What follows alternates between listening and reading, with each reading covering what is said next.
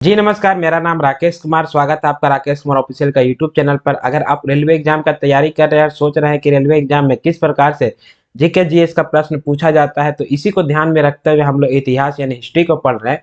और हिस्ट्री में हमने जो है वह पहले थ्योरी कंप्लीट कर लिया है। क्लियर है। बौद्ध धर्म, जैन धर्म, महाजनपद काल, उसके बाद हमने मगध पर कौन 7 राजवंश जो है वह शासन करते हैं, जिसमें हसीन मुसुक शाह हमने ठीक से याद किया था, जिसमें हर्यक वंश, सुनांग वंश, नंद वंश। क्लियर है। मौर्य वंश तक हमने पढ़ा है, अशोक तक हमने कर लिया है। तो चलिए पहले हम उसका ऑब्जेक्टिव प्रश्न जो है वह क्लियर करते हैं कि किस प्रकार से प्रीवियस ईयर में इसका प्रश्न पूछा जाता है, जिससे आपको भी एग्जाम का आइडिया लगेगा। तो हमने लास्ट क्लास में जो है कुछ प्रश्न प्रीवियस ईयर का किया था, तो चलिए उसी क्लास को हम लोग आगे बढ़ाते हैं और प्रश्न को देखते हैं कि प्रश्न आज का प्रश्न क्या कह रहा है। तो प्रश्न पहला कह रहा है कि डैश को वह पवित्र व्यक्ति माना जाता है जिसने जैन धर्म को उसका वर्तमान स्वरूप प्रदान किया है। क्लियर है। 4 ऑप्शन आपको दिया है और प्रश्न पूछ रहा है कि किस व्यक्ति को पवित्र माना गया है जिसने जैन धर्म को, जो अभी का वर्तमान स्वरूप है, यानी कि जैसा जैन धर्म अभी आपको देखने को मिलता है, वह किसने प्रदान किया है। ऑप्शन कह रहा है आपको महावीर स्वामी ने, क्लियर है, वासुदेव ने, तीसरा ऑप्शन कह रहा है आपको ऋषभ नाथ ने, और चौथा कह रहा है दिगंबर ने। यह प्रश्न पूछा गया आपको आरआरबी ग्रुप डी में 12/9/2022 का प्रश्न है। ठीक है, शिफ्ट 1 में प्रश्न पूछा गया है। देखिए, हमने आपको लास्ट क्लास में भी बताया था कि आपका महावीर स्वामी जो है वो जैन धर्म के कैमे तीर्थंकर है, 24वें तीर्थंकर है, और ऋषभ नाथ जो है वह प्रथम तीर्थंकर है। और इसी को जो है आपको ऋषभ नाथ को ही क्या कहा जाता है, आपको जैन धर्म का जो है संस्थापक माना जाता है। ठीक है, संस्थापक माना जाता है। लेकिन जैन धर्म का जो अभी पवित्र वर्तमान स्वरूप जो आपको देखा जा रहा है ना, कि अभी जो जैन धर्म आपको दिखाई दे रहा है, उस मतलब अभी मतलब वर्तमान स्वरूप का श्रेय जो है वो किन्हें जाएगा तो वह श्रेय जाएगा आपको महावीर स्वामी को। किन्हें जाएगा? महावीर स्वामी को। महावीर स्वामी को। और महावीर स्वामी जो है वह जैन धर्म के कैवे तीर्थंकर रहेंगे? तो 24वें तीर्थंकर। क्लियर है, 24वें तीर्थंकर। इसलिए जो है अभी वर्तमान स्वरूप जो आपको दिखाई दे रहा है वो किसका देन है? तो महावीर स्वामी का देन है। इसलिए महावीर स्वामी को जो है वो जैन धर्म का वास्तविक संस्थापक माना जाता है। वास्तविक संस्थापक। क्लियर है। यानी कि इन्हीं के समय में जैन धर्म जो है वह बहुत ही तेजी से विकास किया, लोगों ने जो है इसको अपनाया। बात समझे? तो महावीर स्वामी को जो है क्या कहता है, जैन धर्म का आपको वर्तमान स्वरूप में जैसा भी आपको दिखाई दे रहा है उसका श्रेय किसे जाता है? तो आपको जैन धर्म को 24वें तीर्थंकर सॉरी महावीर स्वामी को जाता है। क्लियर है। यानी the right answer to this question is option क्या हो जाएगा? Option A is the right answer. बात समझ में आया? Option A is the right answer. अगला देखते हैं प्रश्न संख्या 2 क्या कह रहा है। प्रश्न संख्या 2 कह रहा है कि महावीर स्वामी का जन्म जो है वह कहाँ हुआ था? ठीक, पावापुरी में, पाटलिपुत्रा में, लुम्बिनी में, या आपको कुंडग्राम में। ये आपको प्रश्न पूछा हुआ है रेलवे ग्रुप डी में 26/9/2022 का प्रश्न है। देखिए, महावीर स्वामी का जन्म यह आपको हमने थ्योरी में भी बताया था। बताइए सही जवाब क्या होगा? देखिए, हमने जो है जाने महावीर स्वामी के बारे में देख रहे थे, तो महावीर स्वामी जो है वो जैन धर्म के कैवे तीर्थंकर होंगे जाएंगे, 24वें तीर्थंकर, और इन्हीं को जो है वह क्या माना जाता है? वास्तविक संस्थापक माना जाता है। क्लियर। यानी कि जैन धर्म का वास्तविक संस्थापक पूछेगा तब क्या हो जाएगा? महावीर स्वामी संस्थापक। और अगर लेकिन जैन धर्म का सिर्फ संस्थापक पूछे तब हो जाएगा ऋषभ नाथ, जो कि पहले तीर्थंकर थे। और तीर्थंकर का अर्थ भी हमने बताया था, जिसने मोक्ष की प्राप्ति कर ली हो उसे हम तीर्थंकर कहते हैं। अच्छा, जैन धर्म का जो है वो जन्म, इनका जन्म अगर देखा जाए तो जन्म जो है वो 540 ईसा पूर्व, यानी 540 ईसा पूर्व को हम इसी में लिख सकते हैं। तो 540 ईसा पूर्व जो है वो वैशाली के निकट कुंडग्राम में हुआ था। क्लियर है। कहा हुआ था? तब वो कुंडग्राम में, कुंडग्राम। और यह कुंडग्राम कहाँ पे है? तो आपका बिहार से में जब पटना देख रहा है ना, तो पटना का जो आपको गांधी सेतु ब्रिज जब खत्म करिएगा तो उससे जो है 50 से 60 किलोमीटर जो आपको वो पड़ता है वैशाली। क्लियर है। ये आपको वैशाली के निकट जो है वह कुंडग्राम में महावीर स्वामी का जो है जन्म हुआ था। तो जब इनका जन्म जो है आपको 540 ईसा पूर्व हुआ था, तो इनका बचपन का नाम जो है वह क्या रहेगा? तो इनका बचपन का नाम जो है वह वर्धमान रहेगा। ये भी प्रश्न आता है। क्या रहेगा, वर्धमान रहेगा। क्लियर है, इनका बचपन का नाम वर्धमान होगा। और इनके माता का नाम और पिता का नाम क्या है, ये भी प्रश्न में आता है। तो इनके माता का नाम जो है वह त्रिशला, इनके माता का नाम त्रिशला, क्लियर है, जो कि लिच्छवी नरेश चेतक के क्या थी, बहन थी। यह त्रिशला जो है वह किस वंश से संबंधित रखती है, तो आपको लिच्छवी नरेश, लिच्छवी नरेश चेतक की बहन थी। क्लियर है, लिच्छवी नरेश चेतक की बहन थी माता। और पिता जो है वह कौन थे, इनके पिता का नाम, इनके पिता का नाम सिद्धार्थ था। क्या था, इनके पिता का नाम सिद्धार्थ था। और जो ज्ञातक कुल के राजा थे, किस कुल के, ज्ञातक कुल के जो है वह राजा होंगे, राजा या प्रधान बोल सकते हैं। क्लियर है, ज्ञातक कुल के क्या थे, वह प्रधान थे। तो महावीर स्वामी जो है वो 24वें तीर्थंकर, जो महावीर स्वामी को ही जैन धर्म का वास्तविक संस्थापक के रूप में माना जाता है। इनका जन्म 540 ईसा पूर्व जो है वह कुंडग्राम के वैशाली में हुआ था। और इनका बचपन का नाम क्या रहेगा, वर्धमान रहेगा। इनके पिता जो है वह सिद्धार्थ होंगे, जो ज्ञातक कुल के प्रधान होंगे। और इनकी माता जो है वह त्रिशला, जो कि लिच्छवी नरेश चेतक की क्या होंगी, वह बहन होंगी। इनका जो है वह विवाह भी किया गया था। और इनका विवाह जो है, इनकी पत्नी का नाम जो है वह यशोदा होगा। ठीक है, महावीर स्वामी के पत्नी का नाम क्या हो जाएगा, यशोदा। और इनका जो है एक पुत्री भी थी, जो पुत्री रहेंगी उनका नाम रहेगा आपको प्रियदर्शी। ठीक है, पुत्री का नाम होगा प्रियदर्शनी, या इन्हें अनुज्ञा भी कहा जाता है, पुत्री नहीं पुत्री। क्लियर है, और इनका जो है, इनके पुत्री का विवाह जो है वह जमाली से किया गया था। और यही जमाली जो है वह जैन धर्म का प्रथम क्या होता है, भिक्षु बनता है महावीर स्वामी का। बात समझ में आया, यानी कि ये पुत्री का क्या हो जाएगा, ये पति हो जाएगा, यानी कि महावीर स्वामी के क्या हो जाएंगे, ये दामाद हो जाएंगे। क्लियर है, यानी कि पत्नी का नाम यशोदा, इसकी बेटी थी जिनका नाम प्रियदर्शी था। और प्रियदर्शी का जो है वह विवाह जो है वह जमाली नामक व्यक्ति से किया गया था, जो जैन धर्म का जो है प्रथम भिक्षुक बनता है। क्लियर है, तो प्रश्न पूछ रहा था कि महावीर स्वामी का जन्म कहाँ हुआ था। तो 540 ईसा पूर्व जो है वह वैशाली के निकट कहाँ होगा, कुंडग्राम में होगा। यानी the right answer to this question is क्या हो जाएगा, यानी कि D is the right answer. Clear है, क्लियर है, D is the right answer. Clear है, अगला प्रश्न देखते हैं, प्रश्न संख्या 3 क्या कह रहा है। प्रश्न संख्या 3 कह रहा है कि महावीर और उनके अनुयायियों को शिक्षाओं को लगभग जो है 1500 वर्ष पहले जिस रूप में लिखा गया था, उसी रूप में वे वर्तमान के किस स्थान पर उपलब्ध है।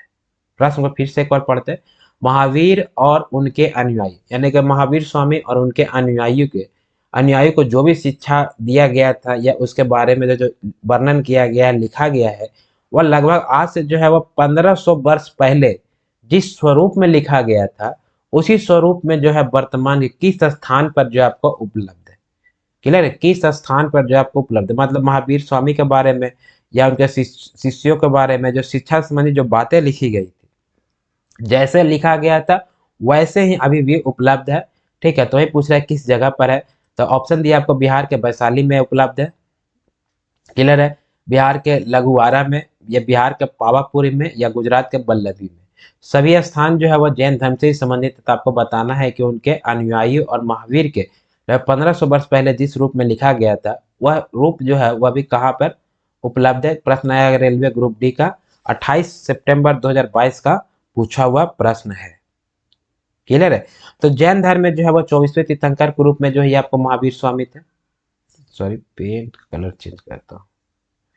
यह आपको महावीर स्वामी जो है वह महावीर स्वामी क्या हो जाएंगे, आपको 24वें तीर्थंकर के रूप में जो है वह, और 24वें तीर्थंकर, और यही जो आपको 24वें तीर्थंकर ये क्या हो जाएंगे, अंतिम तीर्थंकर हो जाएंगे। ये तो आप जानते हैं।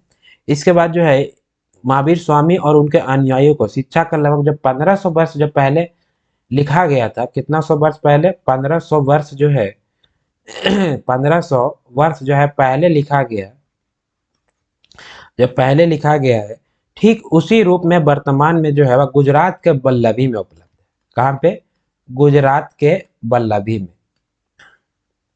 ठीक है, गुजरात में जो है वो, गुजरात के बल्लभी में बोल सकते हैं, या गुजरात में बल्लभी में, यह आपको पवित्र है। और यह गुजरात के बल्लभी में इसलिए यह स्थान फेमस है क्योंकि यहीं पे गुजरात के बल्लभी में ही जो है वह दूसरी जैन संगीतियां हुई थी। ठीक, कैमी जैन संगीतियां, दूसरी जैन संगीतियां। हमने आपको बताया था कि जैन धर्म में जो है कितनी संगीतियां होगी, तो दो जैन संगीति होती है। पहला जैन संगीति जो है वह किया जाता है आपको 300 ईसा पूर्व, ठीक, यानी 300 ईसा पूर्व, और यह किया जाता है आपको पाटलिपुत्रा में। याद है कि सब भूल गए? यह किया था पाटलिपुत्रा में। और इसकी अध्यक्षता कौन करेगा? तो अध्यक्षता करेगा स्थूल बाहु। अध्यक्षता कौन करेंगे? स्थूल बाहु।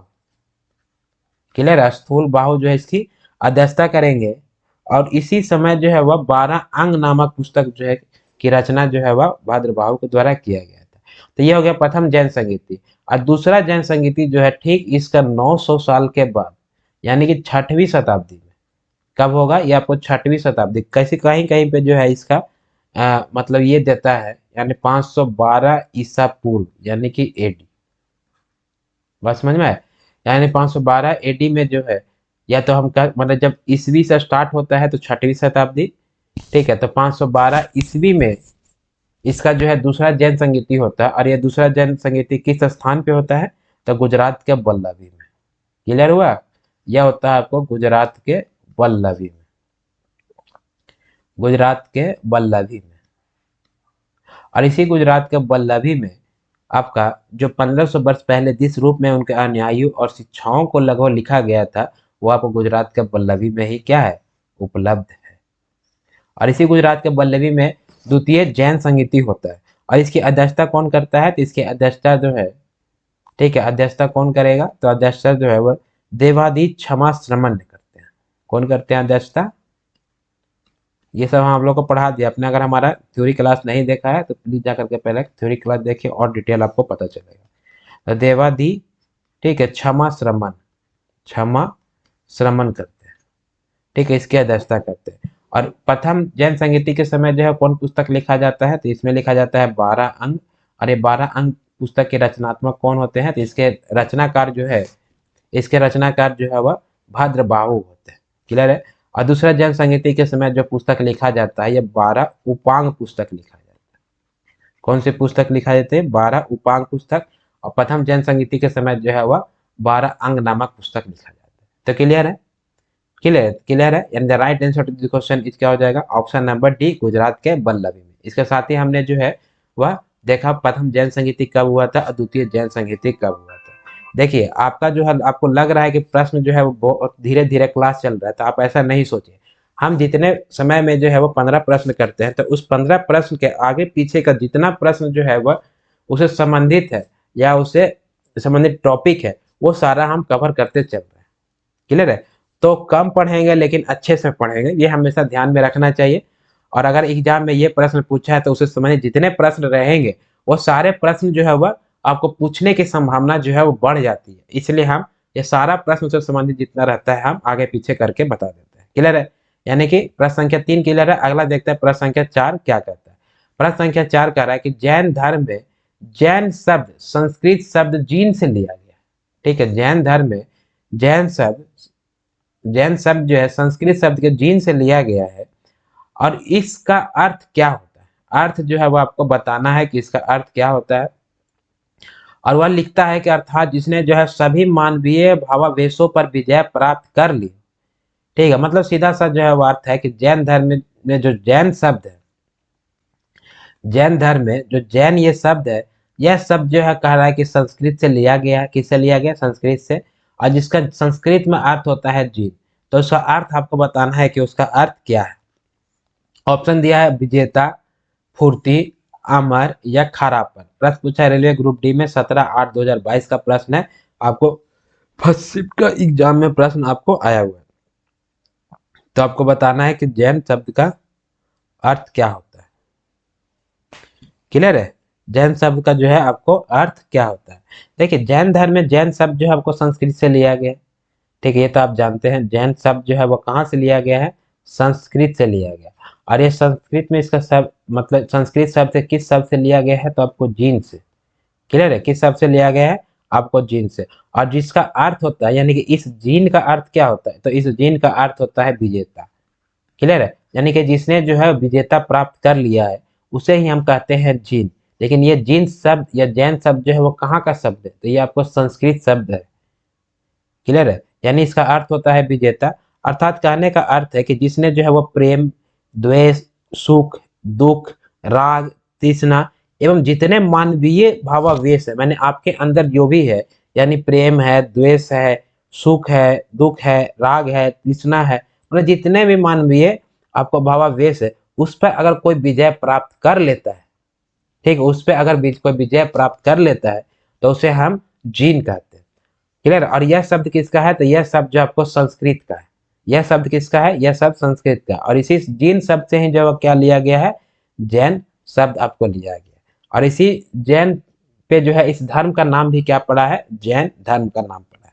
बात समझ में आया। तो इस तरह से जो है आपका जैन धर्म में जैन शब्द का अर्थ आपको बताया गया कि मतलब विजेता कहने का मतलब किस चीज का विजेता, तो वो विजेता कहने का जिसने अपने प्रेम पर विजय प्राप्त कर लिया हो, द्वेष पर विजय प्राप्त कर लिया हो, सुख पर विजय प्राप्त कर लिया हो, दुख पर विजय प्राप्त कर लिया हो, राग, तृष्णा एवं सभी मानवीय महावेशों पर विजय प्राप्त कर, मतलब अगर आपके घर में, पहले तो इसमें घर को त्याग दिया जाता है, वह व्यक्ति जो जैन धर्म को अपनाता है वह ना ही प्रेम में विश्वास रखता है, ना ही किसी से द्वेष यानी जलेगा, ना ही जो है वह उसको सुख है क्या है दुख है, वह दुनियादारी से उसको मतलब ही नहीं है, तो उसे ही हम क्या कहेंगे, विजेता कहेंगे। यानी कि मानव का जितने भी भाव है उसके अंदर, वो सारे भाव पर जो है अगर वो कंट्रोल कर लेता है तभी हम उसी को क्या कहेंगे, हम विजेता कहेंगे। क्लियर है, उसी को क्या कहेंगे, विजेता कहेंगे। तो जैन धर्म में जैन शब्द जो है वो संस्कृत से लिया गया था, और इसे जिससे जिसका संस्कृत में अर्थ होता है जिन, और इसका अर्थ जो है वह क्या होता है, तो उसका अर्थ हो जाएगा, क्या हो जाएगा, उसका अर्थ हो जाएगा आपको विजेता। And the right answer to this question is क्या हो जाएगा, option A is the right answer. Clear है, प्रश्न संख्या 4 क्लियर है। अगला देखते हैं प्रश्न संख्या 5 क्या कहता है। प्रश्न संख्या 5 कह रहा है कि जैन धर्म का तीर्थ स्थल, ये प्रश्न बहुत इंपॉर्टेंट है, जैन धर्म का तीर्थ स्थल ठीक पालीताना मंदिर निम्न में से किस राज्य में स्थित है। जैन धर्म से जो है कुछ संबंधित है, मंदिर का नाम दिया है, जो कौन सा मंदिर है, पालीताना मंदिर। तो निम्न में से जो है किस राज्य में स्थित है, झारखंड में, गुजरात में, राजस्थान में, कर्नाटक में। यह प्रश्न पूछा आपको रेलवे ग्रुप डी में 14/9/2022 का प्रश्न पूछा हुआ है। बताइए सही जवाब क्या होगा, what should be the right answer. ठीक है, what should be the right answer. देखिए जैन धर्म का जो आपको तीर्थ स्थल पालीताना मंदिर है, ठीक है, पालीताना मंदिर, ये पालीताना मंदिर जो है आपको गुजरात के भावनगर जिले में, ठीक है। यह पालीताना मंदिर कहाँ है, तो यह पालीताना मंदिर जो है, पालीताना मंदिर, पालीताना मंदिर जो है आपको गुजरात के भावनगर में, ठीक है, ये आपको भावनगर, ठीक है, भावनगर। और ये भावनगर कहाँ है, तो आपको गुजरात में। बात समझ में है, गुजरात के भावनगर में है। और यह जो आपको शत्रुंजय पहाड़ी पर स्थित है। यह मंदिर कहाँ पे बना हुआ है, तो उस पर्वत का यानी पहाड़ का नाम जो है शत्रुंजय पहाड़ी, ठीक है, यानी गुजरात में जो एक भावनगर जगह का नाम है, उस भावनगर में जो शत्रुंजय पहाड़ी है, और इसी शत्रुंजय पहाड़ी पर जो आपको पालीताना मंदिर स्थित है। क्लियर है, पालीताना जो है आपको मंदिर स्थित है। यह जैनियों का जो है पवित्र स्थल माना जाता है यह मंदिर। मुख्य मंदिर जो है इसमें, जो है पालीताना मंदिर जो है, इसमें जो मुख्य मंदिर है वह जैन धर्म में 24 तीर्थंकर हुए आप जानते हैं। तो यह मुख्य मंदिर जो है वहां पे किसकी पूजा की जाती है, तो वहां पर पूजा की जाती है प्रथम तीर्थंकर ऋषभ देव की, ठीक है, प्रथम तीर्थंकर। ये हम बता दिए हैं कितने तीर्थंकर है, 24। तो इस मंदिर में यानी पालीताना मंदिर का जो मुख्य मंदिर है, इसमें पूजा की जाती है किसे, आपको प्रथम तीर्थंकर ऋषभ देव की पूजा की जाती है, ऋषभ देव की। यानी कि यह मंदिर जो है वो किनको समर्पित है, तो यह मंदिर जो आपको ऋषभ देव को समर्पित है। बात समझ में आए। और यह मंदिर जो है महान जैन संरक्षक, इसको बनवाया था किसने, तो पालीताना मंदिर जो है वो आपको बनाया था कुमार पाल सोलंकी ने, कुमार पाल सोलंकी। इस मंदिर को किसने बनाया है, कुमार पाल सोलंकी। यह बनाया गया था आपको 11वीं शताब्दी में। क्लियर है, 11वीं सदी में इसका निर्माण किया गया था। और यह आपको कुमार पाल सोलंकी जो है वह एक महान जैन संरक्षक थे, नहीं जैन धर्म को मानते थे, इसलिए 11वीं शताब्दी में एक मतलब पालीताना मंदिर का इन्होंने निर्माण कराया। और यह आपका ये पालीताना शहर जो है, यानी कि जहाँ पर ये मंदिर है, उसे जो है वह मंदिरों का शहर कहा जाता है। क्लियर है, यानी कि यह पालीताना जो शहर है, पालीताना शहर, पालीताना शहर को क्या कहा जाता है, मंदिरों का शहर कहा जाता है। और यह मंदिर मतलब हिंदू धर्म का मंदिर नहीं है, यह आपको जैन धर्म का मंदिर है, मंदिरों का शहर कहा जाता है। यहाँ तक समझ में आया। यानी प्रश्न पूछ रहा था कि जैन धर्म का तीर्थ स्थल पालीताना मंदिर निम्नलिखित में से किस राज्य में स्थित है। तो पालीताना मंदिर जो है वो आपको गुजरात के भावनगर में शत्रुंजय पहाड़ी पर स्थित है। यह पालीताना मंदिर जो है किसको समर्पित है, तो जैन धर्म में टोटल तीर्थंकर की संख्या कितनी है, 24, जिसमें प्रथम तीर्थंकर ऋषभदेव और अंतिम तीर्थंकर महावीर स्वामी, यही दो मेन है, इंपॉर्टेंट है, इसको ध्यान में रखेगा। और 23वें तीर्थंकर कभी कभी पूछ दिए जाते हैं तो आपको पासर बनाते हैं। तो पालीताना मंदिर जो है वह 11वीं सदी में जैन धर्म को मानने वाले ही कुमारपाल सोलंकी राजा के द्वारा बनाया गया था। और यह पालीताना शहर जो है इसे हम मंदिरों का शहर भी कहा जाता है। ठीक है, क्या कहा जाता है, मंदिरों का शहर भी कहा जाता है। तो ये आपको द राइट आंसर क्या हो जाएगा, यानी the right answer is Gujarat. ठीक, और यह गुजरात है कहाँ पे है, तो आपको भावनगर में, कहाँ पे, भावनगर में। क्लियर है, तो ये आप ध्यान में रखेंगे, ये मैंने लिख दिया पीछे गुजरात के भावनगर में। इसके अलावे भी जो है वो जैन धर्म के कई मंदिर हैं। चलिए हम उस पर भी एक नजर डालते हैं, फिर हम आगे बढ़ेंगे। जैसे जो है जैन धर्म का आपको मंदिर जो है जैन धर्म का मंदिर, जैसे खजुराहो का जैन मंदिर, क्लियर है, मध्य प्रदेश में गोमतेश्वर के जैन मंदिर, ये सभी जो है आपको कुछ कुछ इंपॉर्टेंट है। तो चलिए हम उसके बारे में थोड़ा सा एक नजर डालते हैं, फिर हम अगला प्रश्न के रूप में बढ़ेंगे। क्लियर है, जैसे जो आपको प्रसिद्ध जैनी जल मंदिर, ठीक है, जैनी जल मंदिर, जैनी जल मंदिर, ये इसके बारे में हमने लास्ट क्लास में ही बताया था। यह प्रसिद्ध जैनी जल मंदिर जो है आपको बिहार के पावापुरी में, कहाँ पर है, पावापुरी, ठीक है, पावापुरी बिहार में। और इसका निर्माण जो है किसने किया था, तो पावापुरी जल मंदिर का निर्माण जो है वह महावीर स्वामी के बड़े भाई नंदीवर्धन ने किया था। क्लियर है, उनके बड़े भाई नंदीवर्धन जो है ये जैनी जल मंदिर का निर्माण करते हैं। और यह मंदिर जो है तालाब के बीचों बीच में है, इसलिए इन्हें जल मंदिर कहा जाता है। यह कहाँ पर है, आपको बिहार के पावापुरी में। बात समझ में आए। इसके अलावे जो है वह मौर्य काल में मथुरा जो है वो जैन धर्म का प्रमुख केंद्र माना जाता है।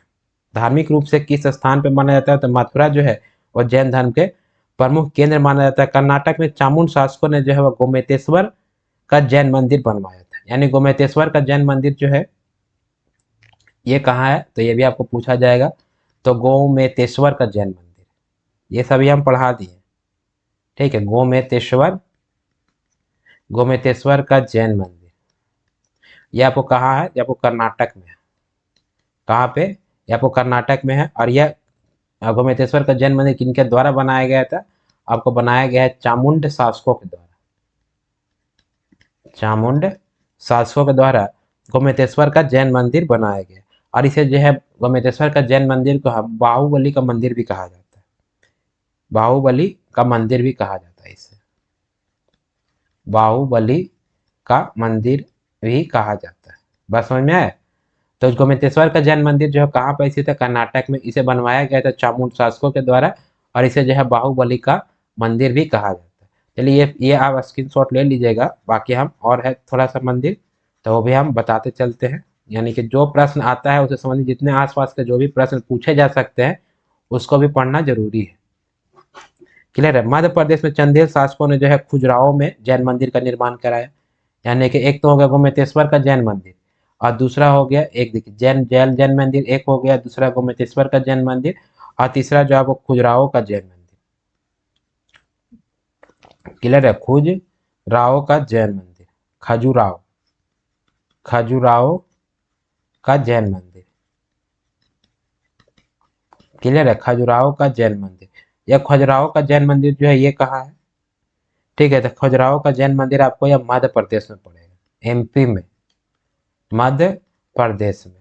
क्लियर है। ऐसे जो है वो किसके द्वारा बनाया गया, तो यह बनाया गया था आपको चामुंड शासकों के द्वारा, गोमतेश्वर का मंदिर चामुंड शासकों के द्वारा, और इसे बनाया गया था चंदेल शासकों के द्वारा। ये याद रखेंगे, दोनों चा से ही है। चंदेल शासकों के द्वारा खजुराहो का जैन मंदिर बनाया गया था, और चामुंड शासकों के द्वारा, ठीक है, चामुंड शासकों के द्वारा जो है वह गोमतेश्वर का जैन मंदिर बनवाया गया। क्लियर है। और ये खजुराहो जो है वह हिंदू और जैन धर्म दोनों के लिए पवित्र स्थल जो है आपको है। ऐसा तो नहीं सोचिएगा कि सिर्फ खजुराहो जो है जैन धर्म के, हिंदू धर्म के लिए भी पवित्र स्थल सॉरी माना जाता है। इसी प्रकार से जो है राजस्थान के माउंट आबू पहाड़ी पर जो है दिलवाड़ा का प्रसिद्ध जैन मंदिर है। ठीक है, ये तो होगा खजुराहो का जैन मंदिर दो। तीसरा है आपको खजुराहो का जैन मंदिर। चौथा जो है आपको दिलवाड़ा का जैन मंदिर। कौन सा? दिलवाड़ा का जैन मंदिर। दिलवाड़ा का जैन मंदिर। और यह दिलवाड़ा का जैन मंदिर कहाँ पे है? तो यह दिलवाड़ा का जैन मंदिर जो आपको राजस्थान में, ठीक है, राजस्थान के माउंट आबू पहाड़ी पर, राजस्थान के माउंट आबू पहाड़ी पर है। माउंट आबू, माउंट आबू पहाड़ी पर ये आपको दिलवाड़ा का जैन मंदिर। बात समझ में आया? और इसे जो है वो बनवाया किसके द्वारा गया था?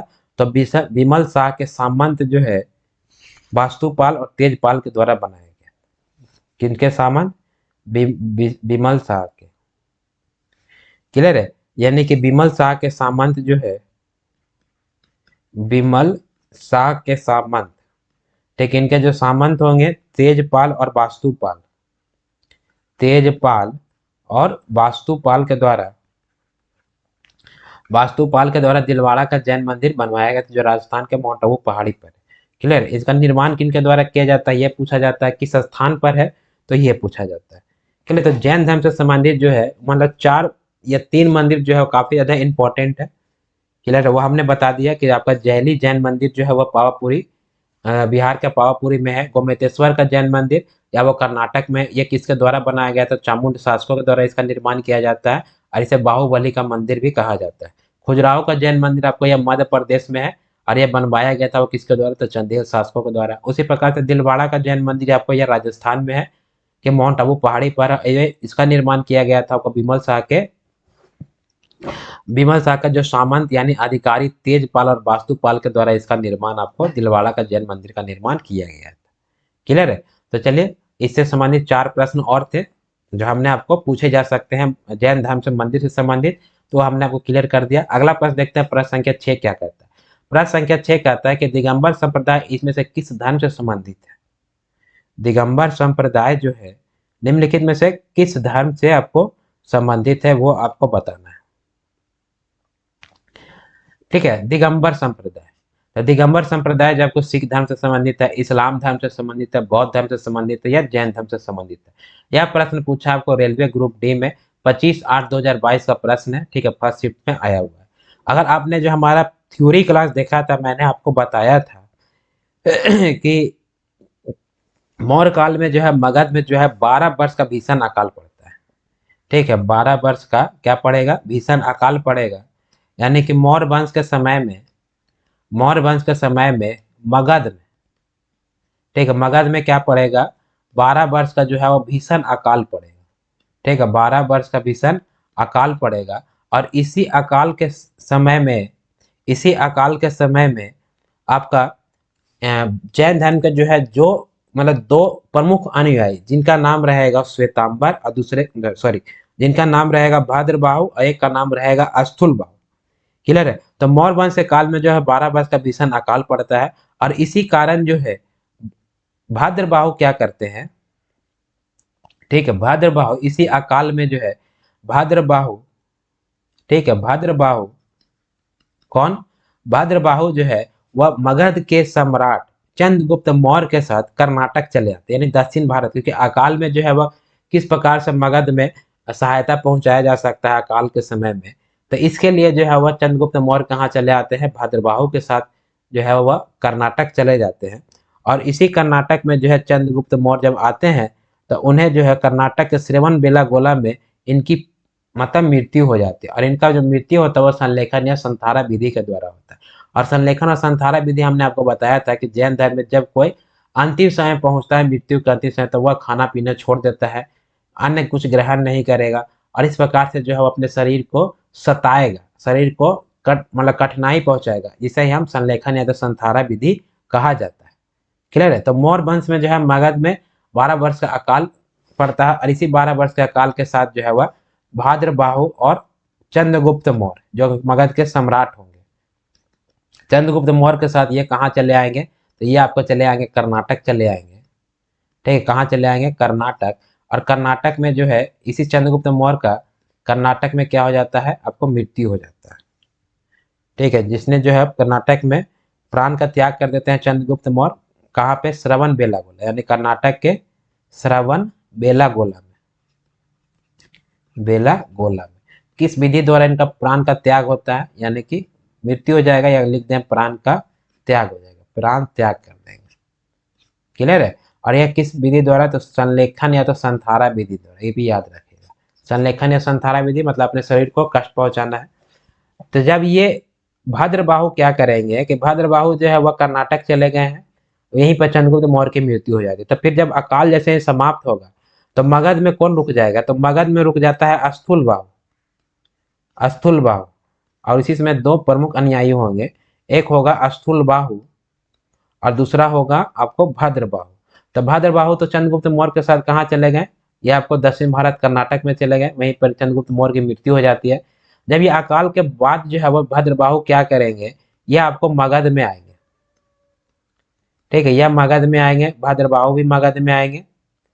क्लियर है, भद्रबाहु कहाँ आते हैं, मगध में आएंगे। जब ये मगध में आते हैं तब तक अस्थूलबाहु क्या करता है कि मगध में जितने जैन धर्म से जितने, मतलब एक तरह से कह सकते हैं उसके ऊपर पूरा कंट्रोल कर लेगा। तो जब भद्रबाहु फिर पुनः मगध पर आता है, मगध में आएगा, तो अस्थूलबाहु और भद्रबाहु के बीच जो है वह विवाद हो जाएगा। क्लियर, किसके बीच विवाद होता है, तो अस्थूलबाहु और भद्रबाहु के बीच विवाद हो जाएगा। और इसी विवाद के कारण जो है वह जैन धर्म दो भागों में बढ़ जाता है। क्लियर है, कितने भागों में बढ़ता है, दो भागों में। एक कहलाएगा आपको दिगंबर और दूसरा कहलाएगा आपको श्वेतांबर। बात समझ में आए, फिर से एक बार।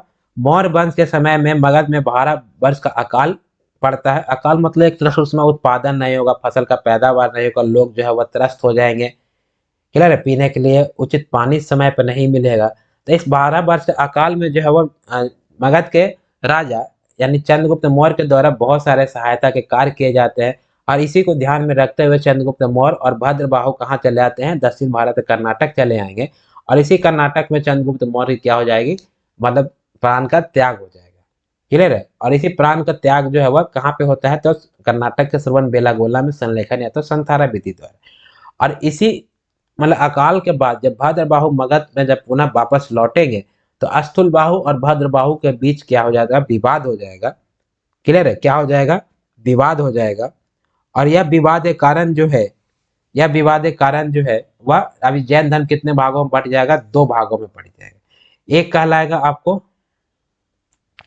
ठीक है, चलिए थोड़ा सा आप स्क्रीनशॉट ले लीजिएगा, थोड़ा मिटा रहे हैं क्योंकि स्पेस यहाँ पर ये है। ठीक है, आपको जैन धर्म कितने भागों में बढ़ जाता है, तो दो भागों में। एक कहलाएगा आपको दिगंबर और दूसरा कहलाएगा आपको श्वेतांबर कहलाएगा। बात समझ में है, एक कहलाएगा आपको दिगंबर और दूसरा कहलाएगा आपको श्वेतांबर। क्लियर है, श्वेतांबर। ठीक है, एक हो गया श्वेतांबर और चलिए दो, एक हो गया आपको दिगंबर। और दोनों में क्या डिफरेंस है वो हम आपको क्लियर करते चलेंगे। ठीक है, इससे भी प्रश्न आ सकते हैं। तो इस भीषण अकाल में जो है अस्थूलबाहु और उनके अनुयायी मगध में ही रुके रहते हैं, जबकि अकाल खत्म होने के बाद भद्रबाहु मगध में पुनः वापस लौट आता है, किंतु दोनों में विवाद हो जाता है। क्लियर, और जैन धर्म जो है वह दो भागों में बट गया, एक आपको कहलाएगा श्वेतांबर और दूसरा कहलाएगा आपको दिगंबर। श्वेतांबर जो है इनका नेतृत्व कौन करेगा, तो श्वेतांबर का नेतृत्व जो है वह आपको अस्थूलबाहु करेंगे। कौन करेंगे, इनका नेतृत्व जो है वह अस्थूलबाहु आपको श्वेतांबर का नेतृत्व करेंगे। कौन करेंगे, अस्थूलबाहु, अस्थूलबाहु। और दिगंबर का नेतृत्व कौन करेंगे, भद्रबाहु। बात समझ में आए, भद्रबाहु। देखिए ये दिगंबर वाला जो जैन धर्म जो है इसमें कोई परिवर्तन नहीं होगा, यानी कि आप जानते हैं कि इसमें जो है जैन भिक्षु या इसके अनुयायी क्या रहेंगे, आपको नंगा रहेंगे, यानी कि निवस्त्र रहेंगे। ठीक है, इसमें क्या होगा, निवस्त्र रहेंगे, जबकि श्वेतांबर में सफेद वस्त्र जो है वह ग्रहण करेंगे। ठीक है, सफेद वस्त्र जो है वह पहनेंगे। बात समझ में आया, यानी कि इस अकाल के बाद जो है वो जैन धर्म दो भागों में बट गए, एक कहलाया श्वेतांबर और दूसरा कहलाया दिगंबर। श्वेतांबर का नेतृत्व जो है अस्थूलबाहु ने किया और दिगंबर का नेतृत्व जो है वह भद्रबाहु ने किया। श्वेतांबर जो है सफेद वस्त्र पहनेंगे और दिगंबर जो है वह नील वस्त्र रहेंगे, यानी किसी प्रकार का जो है इन्होंने वस्त्र जो है वह धारण नहीं करेंगे तो उन्हें हम कहेंगे क्या, दिगंबर। बात समझ में आए।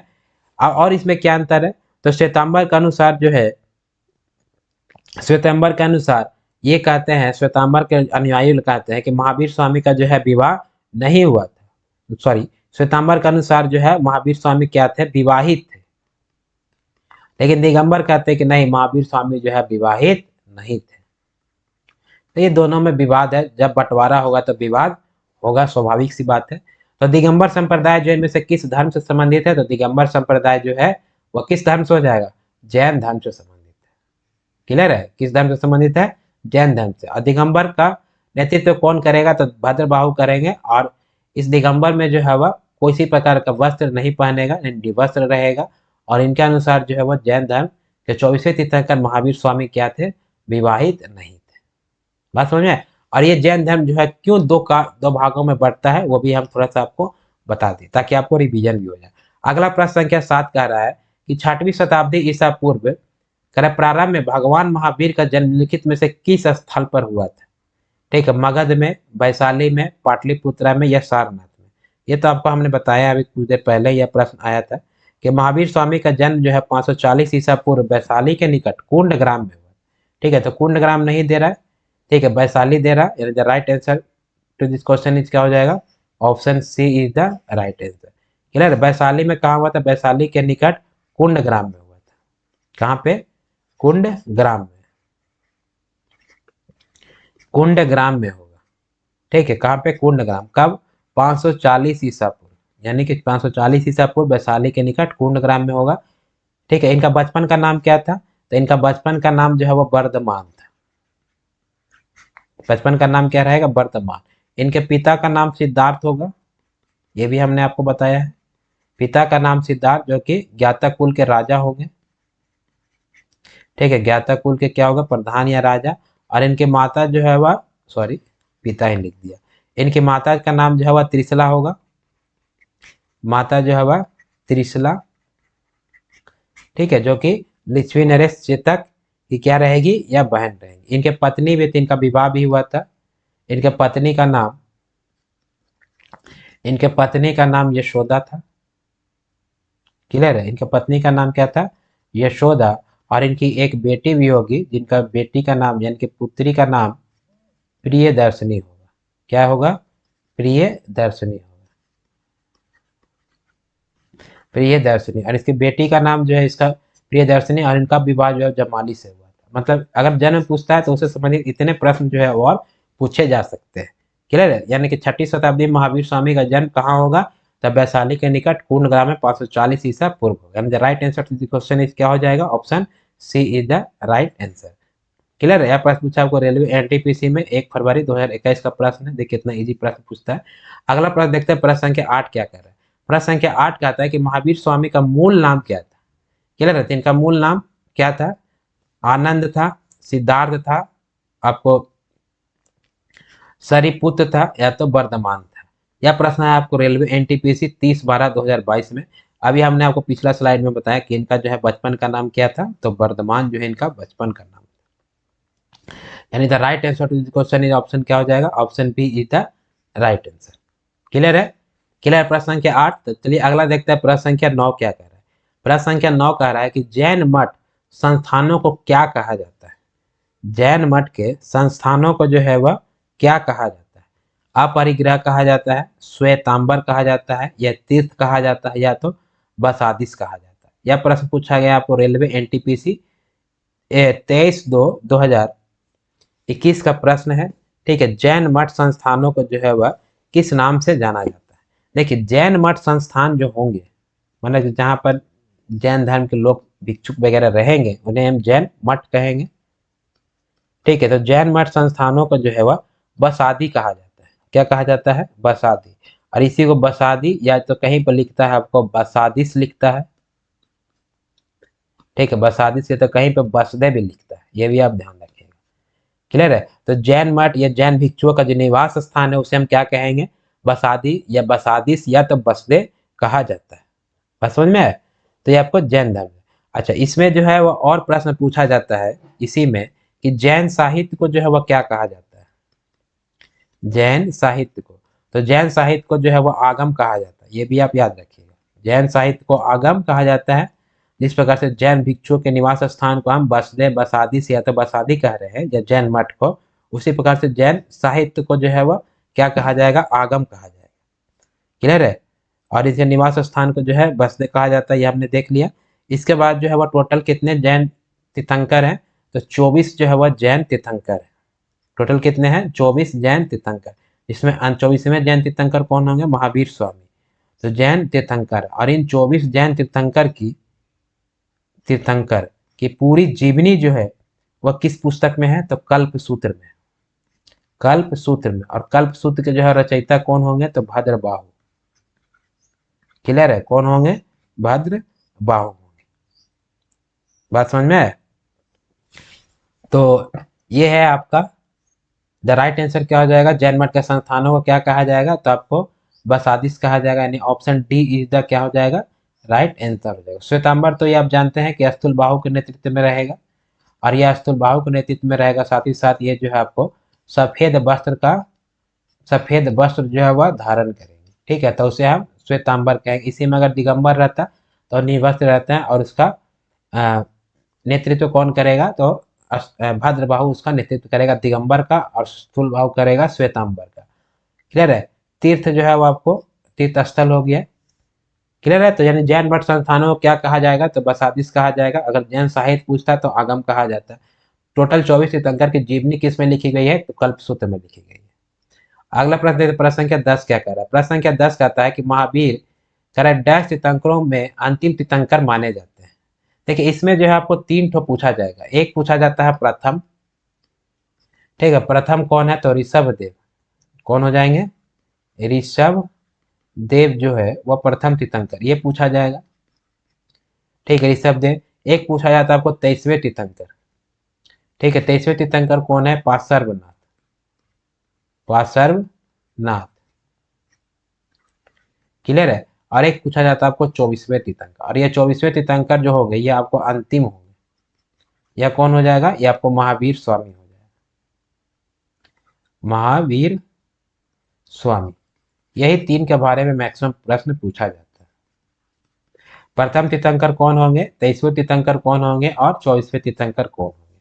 तो महावीर जो है वह कैवें तीर्थंकर में से माने जाते हैं, तो यह आपको 24वें तीर्थंकर हो जाएगा, यानी कि option C is the right answer. ये तो होगा ही नहीं, क्योंकि जैन धर्म में टोटल तीर्थंकरों की संख्या कितनी है, 24 ही है, तो 26 तो होगा नहीं, 22 और 20। क्लियर है, ये उतना इंपॉर्टेंट नहीं रखता है। ठीक है, जिसमें अगर यह 22वें तीर्थंकर के बारे में देखें तो इसमें थोड़ा सा साक्ष आपको पाया गया है। ठीक है, 22वें तीर्थंकर का नाम अरिष्ट नेमि था। ठीक, क्या नाम था, अरिष्ट नेमि। क्लियर। और इनका जो है वह चिन्ह भी पूछा जाता है। तो प्रथम तीर्थंकर का जो ऋषभ देव होंगे, इनका चिन्ह था बैल। क्या रहेगा, बैल। और पार्श्वनाथ का जो चिन्ह जो है वह क्या रहेगा, पार्श्वनाथ का सर्प। क्लियर है। और महावीर स्वामी का सिंह, यानी कि शेर। और अरिष्ट नेमि का, तो अरिष्ट नेमि का जो है ये आपको शंख रहता है। क्लियर है, 26 तो हो गया नहीं। तो महावीर स्वामी जो है वो जैन धर्म के कैमे तीर्थंकर माने जाएंगे, तो 23वें 24वें तीर्थंकर, यानी the right answer this question is क्या हो जाएगा, ऑप्शन नंबर सी। अगला देखते हैं प्रश्न संख्या 11 क्या कर रहा है। प्रश्न संख्या 11 कह रहा है कि 24वें जैन तीर्थंकर का क्या नाम था, गोमतेश्वर, पारसनाथ, ऋषभ या महावीर। प्रश्न पूछा गया आपको रेलवे एनटीपीसी 25/1/2021 का प्रश्न है। देखिए इतना इजी प्रश्न पूछा जाता है। तो 24वें तीर्थंकर कौन हो जाएंगे, तो 24वें तीर्थंकर जो है वह महावीर स्वामी हो जाएंगे। क्लियर है। और इनका जन्म जो है वह 540 ईसा पूर्व कहाँ होगा, वैशाली के कुंड ग्राम में। ये भी आप ध्यान में रखिएगा, कुंड ग्राम में। इनके माता का नाम तीसला होगा और पिता का नाम सिद्धार्थ, जो ज्ञातक कुल के राजा होंगे। और इसी महावीर का जो है बचपन का नाम क्या हो जाएगा, तो इनका बचपन का नाम वर्धमान हो जाएगा। क्लियर है, इनका बचपन का नाम क्या हो जाएगा, वर्धमान हो जाएगा। अगला देखते हैं प्रश्न संख्या 12 क्या कह रहा है। प्रश्न संख्या 12 कहता है कि पारसनाथ जो एक क्षत्रिय थे और बनारस के राजा अश्वसेन के पुत्र थे। बनारस के राजा अश्वसेन के पुत्र थे। तो कहा जा रहा है कि वो जैन धर्म में जो है वह कैमे तीर्थंकर बने। ठीक है, यानी कि वह डैश जैन तीर्थंकर बना। कौन, आपको पारसनाथ, जो कि अश्वसेन का पुत्र था। क्लियर है। तो 23वें तीर्थंकर बने, 24वें तीर्थंकर बने, प्रथम तीर्थंकर बने या द्वितीय तीर्थंकर बने। अभी हमने आपको लास्ट में बताया, तीन ही प्रश्न पूछा था, एक प्रथम जो ऋषभदेव होंगे, 23वें जो पार्श्वनाथ होंगे, और 24वें जो आपको महावीर स्वामी हो जाएंगे। क्लियर है, कौन हो जाएंगे? महावीर स्वामी। तो यानी the right answer to the question क्या हो जाएगा? पारसनाथ कैमे तीर्थंकर थे? आपको 23वें तीर्थंकर थे। क्लियर है, कैमे तीर्थंकर हो जाएंगे, 23वें तीर्थंकर हो जाएंगे। तो आपको थोड़ा सा पारसनाथ के बारे में थोड़ा पढ़ते हैं, फिर उसके बाद आगे बढ़ेंगे। तो पारसनाथ जो है, पारसनाथ पारसनाथ जो है जैन धर्म में कैवे तीर्थंकर थे? तो 23वें तीर्थंकर थे। क्लियर है। ये जो है आपको, इनका जन्म जो है वाराणसी के, इनका जन्म कहाँ होगा? तो इनका जन्म जो है, क्लियर है, इनका जन्म बनारस के राजा अश्वसेन के यहाँ हुआ था। ठीक है, बनारस के राजा अश्वसेन के यहाँ हो जाएगा, यानी अश्वसेन के पुत्र थे ये। और ये अश्वसेन कहाँ का था? बनारस में। बनारस के राजा जो है वह अश्वसेन, अश्वसेन का जो है वह पुत्र होगा कौन? पारसनाथ। और यह पारसनाथ जो है वह उसके बाद क्या करेगा? घर को त्याग देगा और इन्हें जो है वह सम्मेत शिखर पर जाकर के तपस्या करने लगेंगे। किस शिखर पर? यानी सम्मेत पहाड़ी पर बोलिए, या सम्मेत शिखर पर। क्लियर। और यह सम्मेत शिखर कहाँ पे है? तो यह आपको झारखंड में पड़ता है, यानी झारखंड को जो हजारीबाग वाला एरिया देख रहे हैं ना, वहीं पर आपको यह सम्मेत शिखर था। जब इन्हें पारसनाथ को जो है ज्ञान की प्राप्ति इस सम्मेत शिखर पे हो जाता है, तो उसके बाद जो इस सम्मेत शिखर का नाम ही बदल दिया जाता है, और इन्हीं पारसनाथ के जो है नाम पर इस सम्मेत शिखर का नाम जो है वो पारसनाथ की चोटी कर दी जाती है। क्या कर दी जाती है? पारसनाथ की चोटी। बात समझ में आया? तो ये आपको पारसनाथ से जो है इतने संबंधित प्रश्न है। इससे एक और है कि जब पारसनाथ को ज्ञान की प्राप्ति हो जाएंगे, तो इन्होंने जो है वह चतुरायन धर्म देते हैं। ठीक है, क्या देते हैं? चतुरायन धर्म, यानी कि चार जो है वह नियम बताते हैं। उन चार नियम में जो है वह कौन कौन है? पहला कहा जाता है आपको कि सत्य बोलना है। ठीक है, सत्य मतलब झूठ आपको नहीं बोलना है। दूसरा जो आपको चतुरायन धर्म में जो बताया गया है कि आपको अपरिग्रह, ये हमने लास्ट क्लास में ही बताया था। ठीक है, अपरिग्रह, सॉरी, अपरिग्रह, अपरिग्रह। और तीसरा बताया गया था आपको आस्तेय। ठीक है, तीसरा क्या बताया गया था? आस्तेय बताया गया था। और चौथा जो है आपको बताया गया था अहिंसा। अहिंसा, यानी कि जैन धर्म का 23वें तीर्थंकर पार्श्वनाथ के द्वारा चतुरायन धर्म दिया गया था। और चतुरायन धर्म में पहला धर्म था सत्य, दूसरा था अपरिग्रह, तीसरा था आस्तेय और चौथा था अहिंसा। सत्य मतलब क्या है? कि आपको झूठ नहीं बोलना है। क्लियर है। अपरिग्रह कहने का अर्थ यह है कि आपको धन को संग्रह नहीं करना, धन संग्रह नहीं करना। आस्तेय का मतलब होता है कि आपको चोरी नहीं करनी है, और अहिंसा का मतलब है कि आपको हिंसा नहीं करनी। और इसी चतुरायन धर्म जो आपको पार्श्वनाथ देते हैं, इसी में जो है महावीर स्वामी क्या करेंगे? महावीर स्वामी जो है ब्रह्मचर्य शब्द जोड़ देंगे, ब्रह्मचर्य शब्द जोड़ देंगे, यानी कि पांचवा हो जाएगा। तब ये जो है, पहले तो चार था ही, अब ये महावीर स्वामी पांचवा मतलब ब्रह्मचर्य जोड़ देंगे, यानी कि आपको शादी विवाह नहीं करना है। तब यह जो है करके जो है चतुरायन धर्म क्या बन जाएगा? तब ये चतुरायन धर्म जो है वह पंचायन धर्म बन जाएगा। ठीक है, पंचायन धर्म बन जाएगा। तो यह प्रश्न पूछ देगा कि अगर पंचायन धर्म किसने दिया है? तो महावीर स्वामी ने। चतुरायन धर्म किसने दिया है? तो पारसनाथ ने।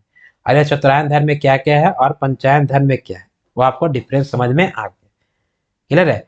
तो ये पार्श्वनाथ से संबंधित ये इतने फैक्ट हैं जो हमने आपको बता दिया।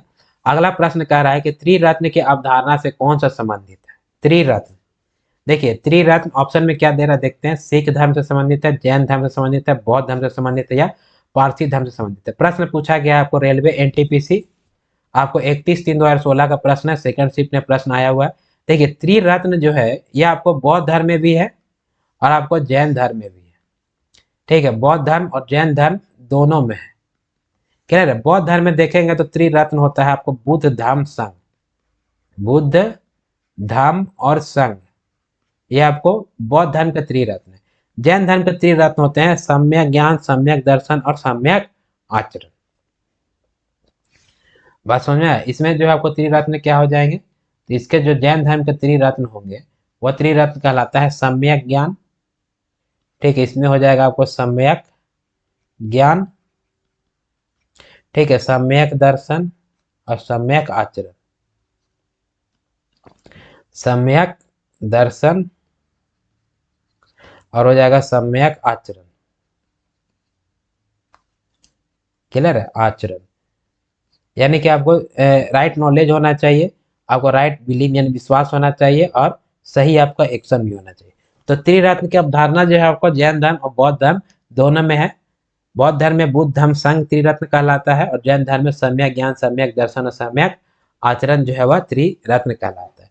यानी कि इसमें जो है वह ऑप्शन सी भी सही होगा और ऑप्शन बी भी सही होगा। इसलिए यह प्रश्न को जो है रेलवे जब एग्जाम में पूछा गया था तब इसे जो है आपको कैंसिल कर दिया गया, निरस्त कर दिया गया। बात समझ में आए? तो यानी इसका आंसर जो है वह दोनों, अगर प्रश्न पूछता है तो आपको दोनों में से कोई एक ऑप्शन ही देगा, या तो जैन धर्म दे या तो बौद्ध धर्म। अगला देखते हैं प्रश्न संख्या 14 क्या कह रहा है। प्रश्न संख्या 14 कह रहा है कि निम्नलिखित में से अनुसरण कीजिए कि अनुसरण किए जाने वाला धर्म और उनके संबंधित पवित्र पुस्तक है। यानी एक तरफ धर्म दिया है, एक तरफ उसके पुस्तक दिया। कह रहा है कि कौन सी जोड़ी जब असंगत, मतलब कौन सा जो है आपको असंगत, मतलब नेगेटिव प्रश्न दिया कि कौन जो है आपको वह गलत है, आपको गलत बताना है। फिर यह प्रश्न पूछा गया आपको रेलवे एनटीपीसी स्टेज 1 का 24/4/2016 का प्रश्न है। कह रहा है कि इस्लाम धर्म से संबंधित कौन है, तो इस्लाम धर्म से संबंधित आपको कुरान है, बिल्कुल सही है।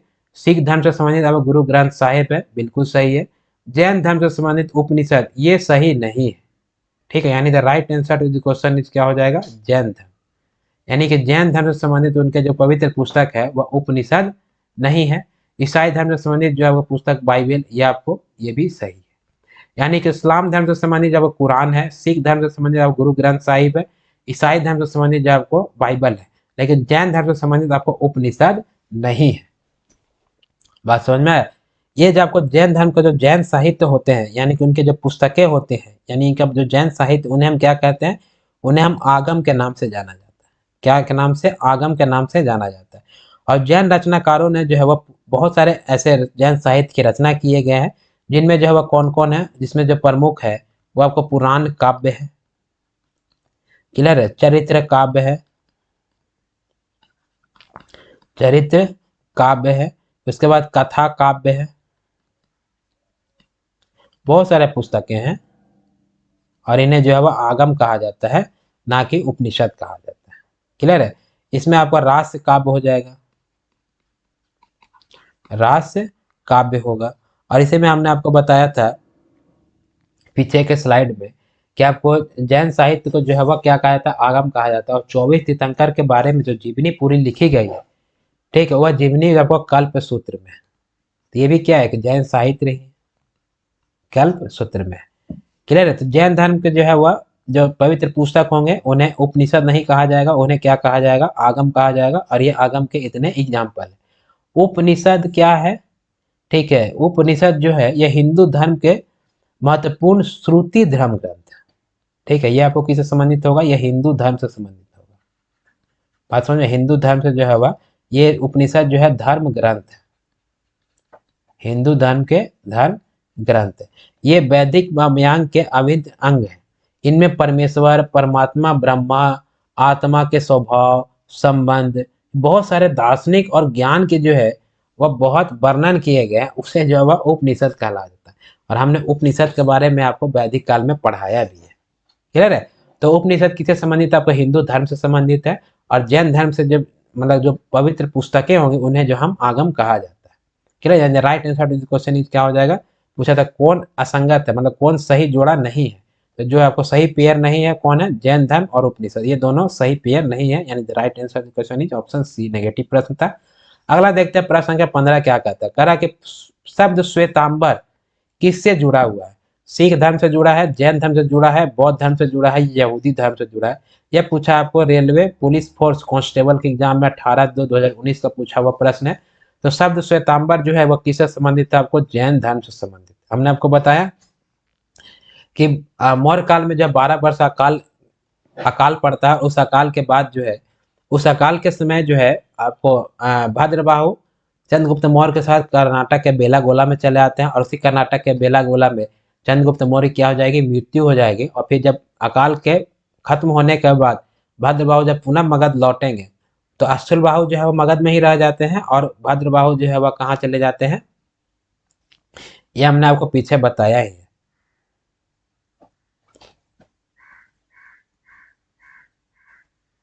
हाँ, ठीक है। अस्तुल बाहु जो है वो कहाँ आपको मगध में ही रह जाएंगे। तो जब भद्रबाहु जब मगध में पुनः वापस लौटते हैं तो अस्तुल बाहु और भद्रबाहु के बीच विवाद हो जाएगा और जैन धर्म को जो है दो भागों में बांट दिया जाएगा। एक का नेतृत्व जो है आपको अस्तुल बाहु करेंगे और एक का नेतृत्व जो है वह भद्रबाहु करेंगे। जिनका नेतृत्व जो है वह अस्तुल बाहु करते हैं वह कहलाता है आपको श्वेतांबर कहलाएगा, और जिनका नेतृत्व जो है भद्रबाहु करेंगे वो कहलाएगा आपको दिगंबर कहलाएगा। दिगंबर में जो है वह निवस्त्र रहेंगे, किसी प्रकार का वस्त्र धारण नहीं करेंगे, जबकि श्वेतांबर में जो है सफेद वस्त्र धारण करेंगे। बात समझ में आया? क्लियर है? तो आपका प्रश्न पूछ रहा था कि श्वेतांबर जो है वह किससे संबंधित है, तो श्वेतांबर जैन धर्म से संबंधित हो जाएगा। ठीक है, श्वेतांबर जो है वह किससे संबंधित होगा, तो आपको जैन धर्म से संबंधित, यानी the right answer to the question is क्या हो जाएगा, ऑप्शन बी। चलिए, तो आज के लिए बस इतना ही रखता हूँ। देखिए, आप जो है ये मत देखिएगा कि बहुत कम प्रश्न बताया जा रहा है। हम अगर जो प्रीवियस ईयर का प्रश्न पूछा हुआ है तो उसके आसपास का जितना भी प्रश्न है वो मैं कोशिश करता हूँ उसको जो है वह कवर करने के लिए। क्लियर है? इसलिए 1 घंटे में जो है आपको कम समय में मतलब कम प्रश्न ही कवर हो पाते हैं। तो आप अगर हमारे चैनल पे नए हैं तो चैनल को सब्सक्राइब कर दीजिएगा, क्लास अच्छा लग रहा है तो लाइक कीजिएगा और अपने दोस्तों को भी शेयर कीजिएगा। फिर मिलते हैं अगले क्लास में, तब तक के लिए जय हिंद, जय भारत, नमस्कार।